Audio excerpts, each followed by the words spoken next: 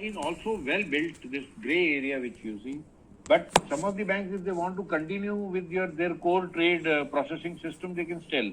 So that is the beauty of this system. It's quite modular. In that case, we can hand it over to that system. But that is why I said all three are different modules. You can buy even module wise. That's not a difficult one. And then the trade origination, you can see it's tightly integrated with lot of external systems to automate. So that is the functional view which I wanted to give you of this solution. The other beauty of this solution is that it moves into a electronically driven, paperless electronically driven workflow environment. Let me explain you what does this means. This means the system intelligently knows where to go after which decision. For example, you initiate a case maybe at the branch level or at the portal level, the documents are captured. You want minimum data entry to be done in branch. The system knows, okay, these 5 fields have been done. Branch has said okay to it. Let me take it to the central processing for document scrutiny. Maybe then to the compliance check, credit limit check, reporting. Let me pick up the rate from now treasury. It intelligently knows. That is what the electronically driven workflow. And then you do a detailed data entry at your central processing center.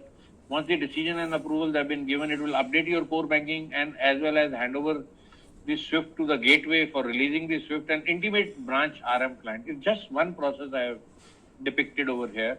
And it intelligently knows. For example, RM has initiated the transaction, it has gone to team manager, and the team manager, instead of pressing the button called submit, he says, I require more information. The moment he'll ask for more information, it will automatically come back to RM. He has not to send it. So that is the intelligence of an electronically driven workflow environment. And see, this workflow environment is tightly integrated with all your internal system, core banking, treasury, SWIFT, messaging platform, email, SMS gateways, as well as external systems, DDU, watchlist, fraud, database.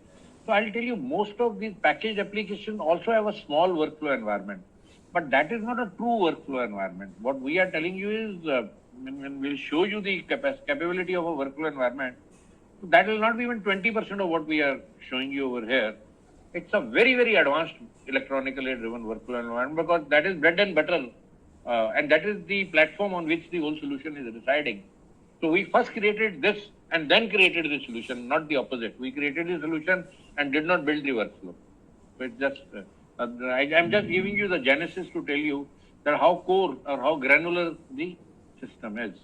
So that is the second important feature which I wanted to discuss with you. The third important feature I want to discuss with you is this design is futuristic. Why I call it futuristic? So these gray areas I already discussed with you. So we have a customer portal, we digitize the document, we enable it on mobile. But this, you see this orange portion. The beauty is that this system is being designed in such a manner that 4 years down the line, if you want to move to a distributed ledger or blockchain, your front end would not be disturbed. We will hand it over to blockchain. We are already testing it with various hashes. On Hyperledger, we have tested it. We are working with R3 Corda also. And we are also planning to work with the system which is running in India on the Finacle backbone. I think that is called Finacle Connect.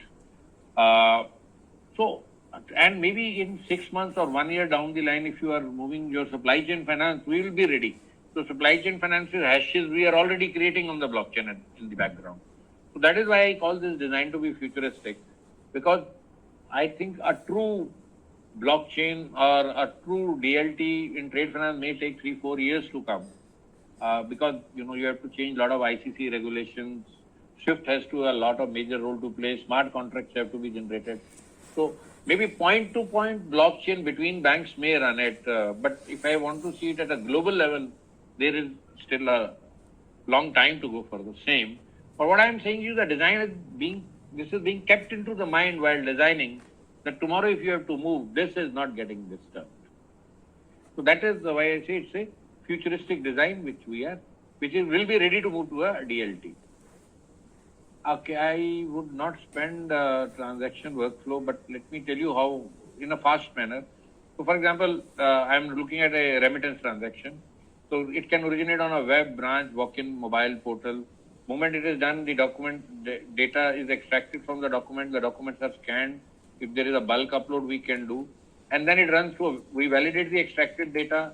we do a duplicate check, we check the limit balance on any transaction, do a signature verification on time, pick up the rate from treasury if it's a standard. For example, you say for all $5,000 transaction, pick up a standard rate, don't ask for a fine rate.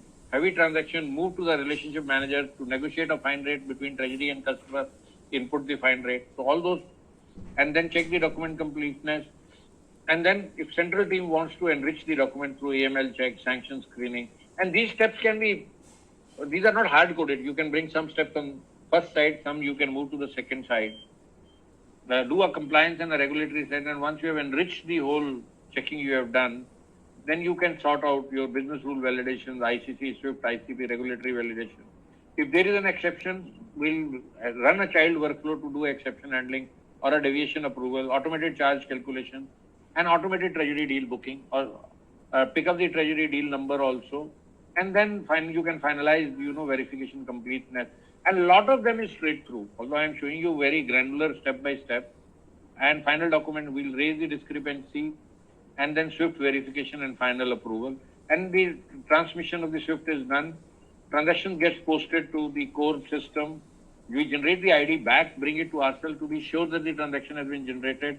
Move to customer deliverables, the handover SWIFT copy to the customer if so required. So that is the way, flow of the transaction. So you can initiate this transaction from a branch, portal, mobile, or an email, and then final transaction is getting into DMS archival. Part goes to core banking, and then in reports, and a major part is handled to SWIFT. A very, very macro view of a functional view, the way it is being handled into the system. So the advantage with Newgen, I'll complete it here. I'm already at 2:15, and I have a lot to show you. The value proposition I'm giving you is, if product is ours, domain is ours, delivery is ours.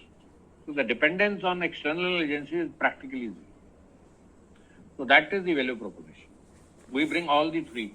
So while doing the gap study with you, all bankers only would be talking to you. So bankers will be talking to bankers and handing it, if any change is required to be done, to the, the product team or to the delivery team, as the case may be. So we are a single vendor, seamless integration between all product lines, and we are future ready. So this I have discussed with you. I think I will not repeat it. Okay. I don't want to discuss portal. Maybe we can show you also during the demo. It will be better. I'll jump.